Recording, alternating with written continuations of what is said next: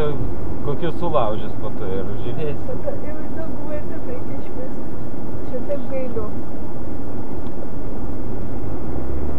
Reikia kažką persortiruot, kažką va.